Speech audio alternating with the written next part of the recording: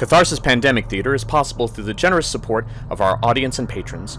You can support us by subscribing to this channel or going directly to cattheater.com and hitting the donate button. Thank you. Yes, I'm nervous, very nervous. And you would be too if you saw what I saw. I don't care what Reverend Nelson says. He can say whatever he wants to. I know what I saw. And what I saw wasn't a superstition. It was real as you and me. We have always said that nothing bad ever happened until Luella came to town. You know, I was thinking to myself, someone so pretty with so much evil in her. It does seem strange. I mean, she looked like she came out of a storybook. No wonder Erastus Miller worshipped her. You should have seen them right after they got married. I did, every day. They lived right across the street. And I'd watch him do all the cleaning and the washing and the ironing and all of the cooking. It looked like he wouldn't let Luella lift a finger. She lived like a queen. And then, you remember, all of us sitting there, wondering how a big, strong man like Erastus got consumption of the blood, not even a year after they were married. He just got weaker and weaker, and it looked like he was shriveling up inside himself. I saw him through the window the morning he fell getting her breakfast, and he just laid there. He never got up. Everybody said him dying so young was a tragedy. And it never made any sense at the time because there never was consumption in the Miller family. Then Erastus' sister Lily came to help Luella after the funeral. Of course, I saw her across the street through the windows, taking up right where her brother left off, doing all of the work, and Luella not lifting a finger. It wasn't long before I could see the life draining out of Lily. Towards the end, she wasn't strong enough to do anything. And one day, she just collapsed. I heard her mother say at the funeral that Luella was just pining away for Lily. And Mrs. Miller said she was worried about Luella going into decline. The Millers were such fine people, always thinking of others, that nobody saw what was really happening. 2 deaths close together right there in Luella's house. Now, after Lily died, Luella didn't waste away. She grew fat and rosy when her Aunt Abby came. But Aunt Abby began to droop just the way Lily had. And Abby's daughter was always asking her mother to come back home, but she wouldn't. She said Luella needed her. I was standing right next to Aunt Abby's daughter when she saw her mother laying dead in Luella's house. She looked at me and said, "Where is she?" I knew she meant Luella. "Well, she's out in the kitchen," I said. "She's too nervous to see folks die." And then the young doctor spoke up. "Oh, Mrs. Miller is not strong, ma'am." Aunt Abby's daughter didn't pay him any mind. She marched right into the kitchen with the doctor following, saying something about a weak heart. But Aunt Abby's daughter told him, "Weak heart? There ain't nothing weak about that woman. It was my poor mother that was weak. This woman killed her as sure as if she had taken a knife to her." But the doctor didn't pay any attention because Luella fainted. He was bending over her and holding her hand and smoothing her forehead and telling me to go get some brandy. Then there was Maria Brown. Maria Brown. I was her sitter when she was a baby.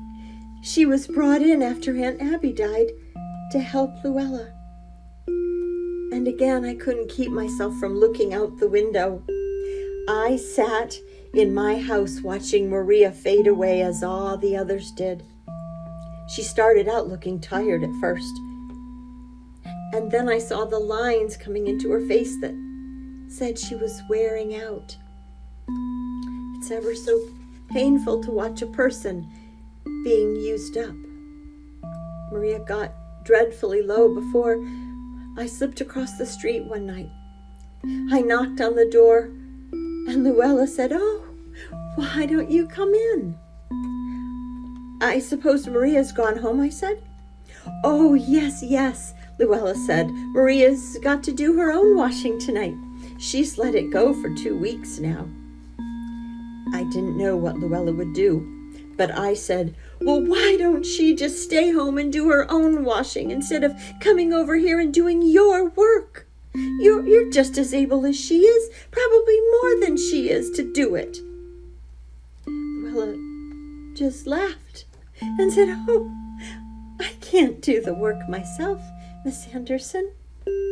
Maria has to do it." "Has to do it? She don't have to slave and kill herself for you." "Yes, she's killing herself. She is going to die like Erastus did, and Lily, and your Aunt Abby. I don't know what there is about you, but you kill everybody who cares anything about you and does for you." Well, Luella just stared at me, and she was pretty pale, and she kept getting paler and paler, never taking her eyes off my face. There was something awful about the way she looked at me and never spoke a word. The silence got to pounding in my ears, and I said, "And Maria ain't the only one you're going to kill. You're going to kill the doctor before you're done with him." And then this red color came flaming all over her face. "I'm not going to kill him," Luella said. And she began to cry. She was still crying when I ran home. I didn't know what she was going to do. I sat at my window watching her house, but her light went out before 9, so I couldn't see what she was doing inside. Of course, with the light out, the doctor didn't stop when he drove past.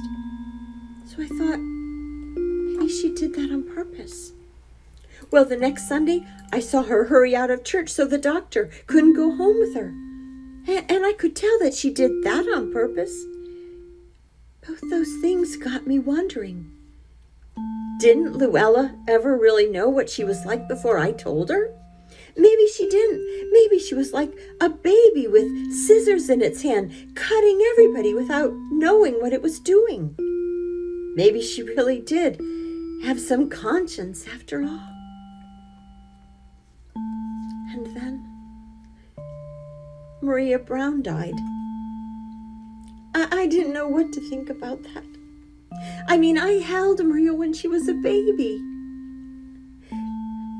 But Luella was listening to me. I know she was, because she was pushing the doctor away, and he was the only one who'd help her now. There wasn't anybody else in town who'd lift a finger. I didn't know how she was getting along, but she was starting to look poorly, just as all the others did. I saw her coming from the store one day, stopping every 2 or 3 steps just to rest. So I took her bundles and I carried them to her house. I never spoke one word to her, though. She called after me in a dreadfully pitiful way. And that night I was taken sick with the chill that shook my bones. I was sick for 2 weeks. When I finally felt better and could go out again, I went over to Luella's and I found her laying on a bed, and she was dying. She lasted the whole day and into the night. I stayed there after the new doctor had gone away. Nobody else dared to come in. It was about midnight when I left her for just a minute to run home and get some medicine, for I had begun to feel rather bad again.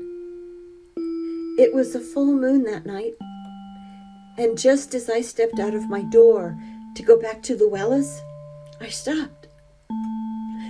I saw what I saw, and I know I saw it, and I'll swear on my deathbed that I saw it. I saw Luella Miller, and Erastus Miller, and Lily, and Aunt Abby, and Maria. They were all coming out of her door, and they were all glowing white in the moonlight. They were helping her out of the house until she seemed to fly up out of the midst of them. And then it all disappeared. I stood a moment with my heart pounding. And then I went over, and Luella was laying real peaceful. And she was dead.